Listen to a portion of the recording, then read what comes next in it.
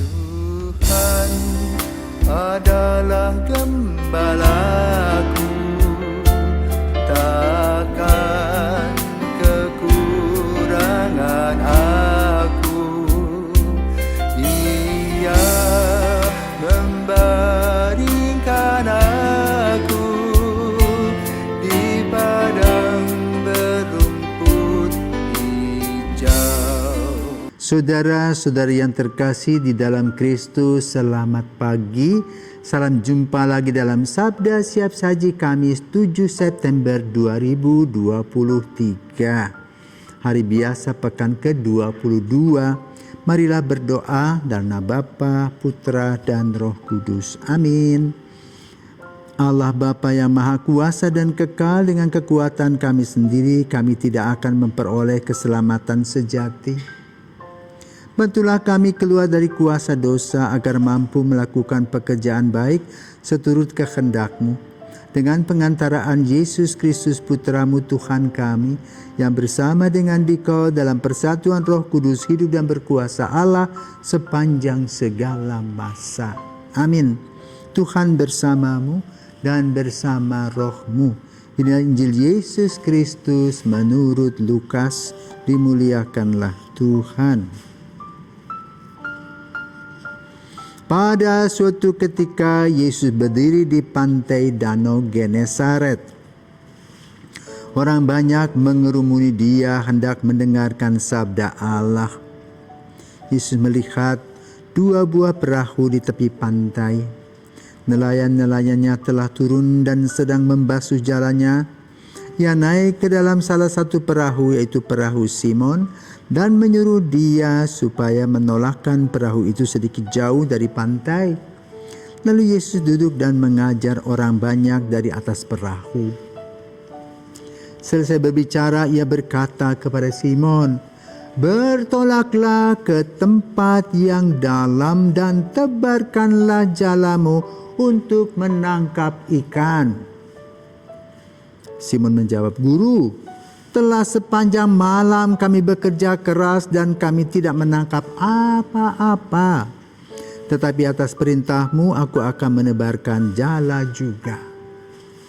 Dan setelah mereka melakukannya, mereka menangkap ikan dalam jumlah besar, sehingga jala mereka mulai koyak.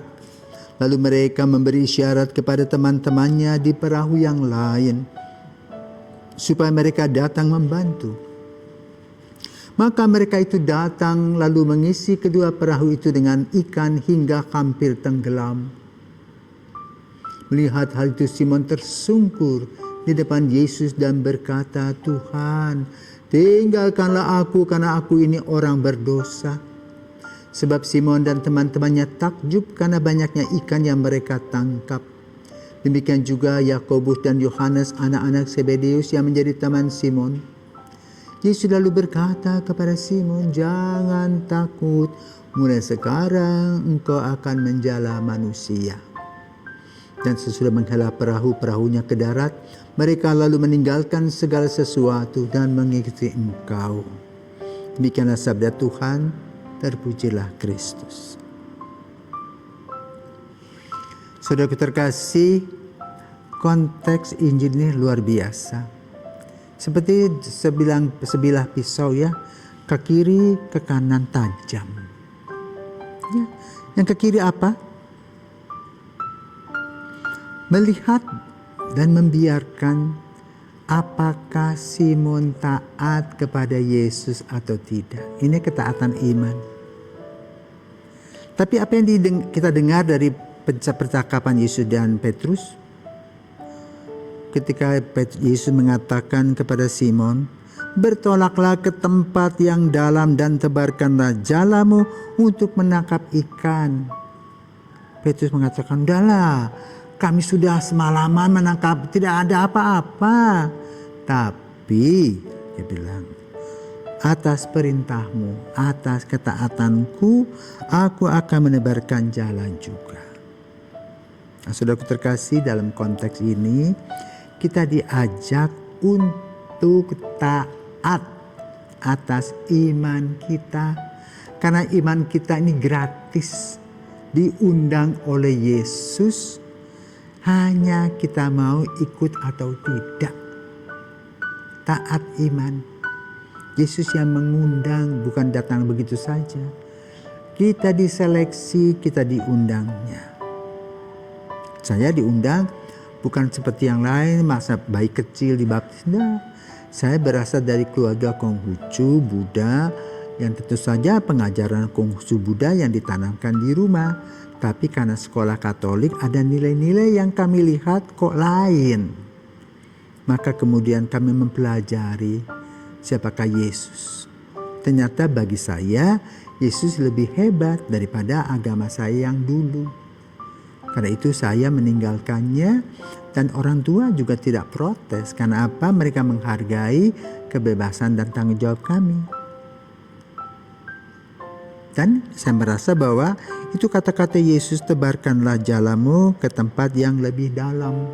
Jadi saya merasa bahwa saya juga menebarkan jala ke tempat yang lebih dalam. Ditangkap oleh Yesus, dan penangkapan itu bukan menyebabkan saya susah, tetapi menyebabkan saya bahagia. Boleh mengikuti Yesus. Yang kedua, Yesus memperlihatkan ketika kita membuat aksi, dari ada visi, misi dan aksi, para murid melihat aksi yang terjadi. Dari action itu ada hasil. Maka yang dibawa itu Petrus, Yakobus, Yohanes. Heran 3 orang itu loh. Trio ini selalu muncul dalam peristiwa-peristiwa yang luar biasa. Kita pun juga mungkin salah satu orang yang dipilih oleh Yesus mengalami mujizat-mujizat yang nyata setiap hari. Tetapi kita tidak sadar. Karena itu kita perlu melihat kembali betapa Yesus itu menyayangi kita. Aktivitas yang terjadi memperlihatkan bahwa jala semakin berat dan hampir koyak. Dan apa yang kita renungkan? Kita memberi sedikit mendapat banyak, karena yang mengerjakan semua pekerjaan-pekerjaan sulit namanya Yesus. Yesus selalu memberikan jalan keluar. Ya, pernah satu hari ya, saya dulu tahun berapa ya di Seminari Tugu itu tahun 80-an. 87 rupanya. Anak-anak tidak punya beras, tinggal setengah karung. Ya saya katakan begini, ya sudah. Kalau memangnya gak ada beras, saya pulangkan anak-anak. Tapi Bruder Markus, teman saya itu kan, jangan, ayo kamu kita doa di kapel yuk. Betul, saya ikuti dia. Dan saya belajar berdoa dari dia. Dan sementara kami berdoa, datanglah satu pickup barang-barang, ada sapu, ada beras, ada gula, ada minyak. Wah, pokoknya seperti toko serba ada yang datang ke tempat itu hanya karena kita doa. Sehingga kami tidak membuat mereka pulang, tetapi menikmati apa yang Tuhan berikan melalui tangan-tangan kasih orang lain. Jadi percaya. Maka seperti tadi menyebarkan jala, kita minta Tuhan memberi. Nah yang ketiga, Simon baru sadar bahwa selama ini di hatinya mungkin dia kurang percaya. Maka dia katakan, Tuhan tinggalkan aku karena aku orang berdosa. Karena tidak kurang percaya, maka belajarlah dari pengalaman kata-kata Yesus, tebarkan jala. Ayo, taatilah. Maka lalu kita harus disermen. Nah ini khususnya bagi para seminaris yang kelas 12. Anda akan menyelesaikan tahun pelajaran, tahun terakhir di seminari. Lalu langkahmu mau kemana? Apakah akan melanjutkan ke perguruan tinggi atau kerja atau melanjutkan panggilan? Coba ya, setiap saat setelah misa pagi-pagi duduk 2-3 menit bersama dengan Yesus. Tanya Yesus, kemana langkahku? Malam hari pun sama. Ya. Dulu saya juga begitu.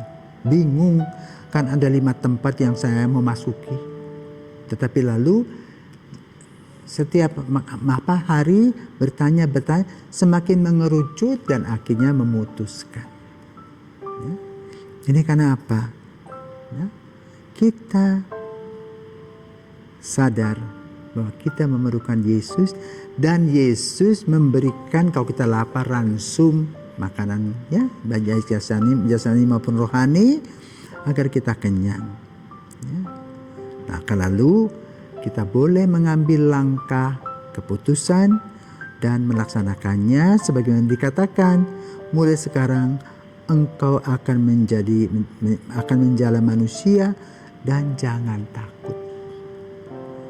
Semoga kita pun juga dalam keluarga, bila kita mengalami persoalan, datang kepada Yesus, duduk diam di semen dengan tenang, melihat program-program yang Yesus berikan kepada kita dari keseharian kita, dan kita akan melihat mujizat itu nyata setiap hari. Selamat menikmati mujizat, Tuhan memberkati. Amin.